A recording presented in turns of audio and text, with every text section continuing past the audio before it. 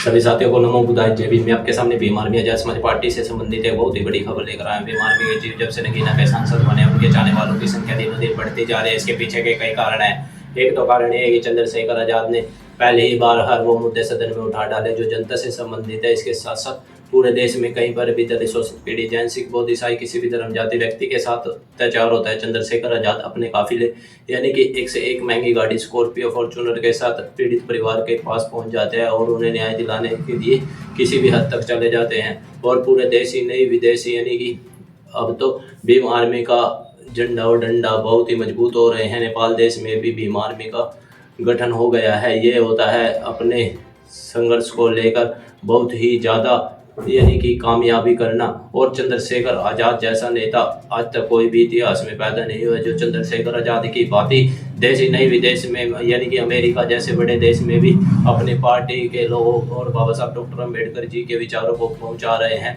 हाल ही के दिनों में चंद्रशेखर पहुंचे थे 14 अप्रैल पर बाबा साहब डॉक्टर अम्बेडकर जी की जयंती के लेकर अमेरिका में। वहाँ पर भव्य रैली भी निकाली अमेरिका की सड़कों पर। यह होता है सच्चा नेता। और साथ ही साथ चंद्रशेखर आज़ाद ऐसा नेता है जो निडर बोलता है। उन्हें बोल दिया है कि मैं किसी से डरने वाला नहीं हूँ, कल भी आती है मौत तो आ जाए फिर भी मैं किसी से नहीं डरूंगा। क्योंकि ये बाबा साहब डॉक्टर अम्बेडकर ने कहा था कि अपने हक के लिए जरूर लड़ना, इसलिए ही चंद्रशेखर आज़ाद अपने हक के लिए लड़ता है। और साथ ही साथ आपको एक और चीज़ बताना चाहता हूँ कि जितने भी नेता हैं वो सिर्फ ट्विटर खेलते रहते हैं, लेकिन चंद्रशेखर आज़ाद जमीनी संघर्ष करता है। इसी कारण ही सबसे ज़्यादा अगर वीडियो देखी जाती है पार्लियामेंट की तो चंद्रशेखर आज़ाद की है। पार्लियामेंट टीवी पर सबसे ज़्यादा संसद टीवी पर चंद्रशेखर आज़ाद की ही वीडियो देखी जाती है। आप भी देखें चंद्रशेखर आज़ाद ने सरकार बनने पर क्या कहा कि हम भारत के लोगों के लिए ये काम करेंगे, चाहे इससे अच्छा लगे या बुरा। आप इस बारे में क्या सोचते हैं कमेंट में जरूर बताएं। भीम आर्मी न्यूज़ 24/7 को सब्सक्राइब जरूर कर लेना। तो मिलते हैं अगली वीडियो में और ये वीडियो भी जरूर देखना। चंद्रशेखर आज़ाद ने बहुजन समाज के लोगों को दिया बहुत ही बड़ा संदेश। नॉन पॉलिटिकल बातें बनती, लेकिन महत्वपूर्ण बात है मेरी तरफ। मैंने ये महसूस किया है कि हमारा समाज को गड्ढे में जाने का एक बड़ा कारण शराब है। यहाँ बहुत सारे लोग होंगे, नौजवान भी होंगे, बड़े भी, जो शराब पीते होंगे। मैं इस बात को जानता हूँ और समाज में रहता हूँ, पता भी है।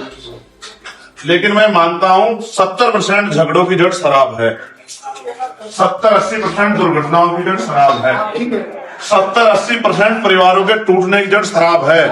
और हमारा इस बुरा बेबसी, लाचारी और तमाम तरह की मुसीबतों में और सामाजिक अपमान में जीने का एक बहुत बड़ा फैक्टर शराब है। मैं आज भाई काके जो हमारे बीच में नहीं है, उन्हीं को ये समर्पित करते हुए वचन देता हूं कि जिस दिन हम राजकाज करेंगे सबसे पहले हम लोग शराब करेंगे, चाहे कुछ भी सुना, चाहे ये किसी को अच्छा लगे या बुरा लगे, इससे चाहे हमारा नफा हो या नुकसान हो, लेकिन समाज को पैरों पे खड़ा करने के लिए हम ये कदम उठाएंगे।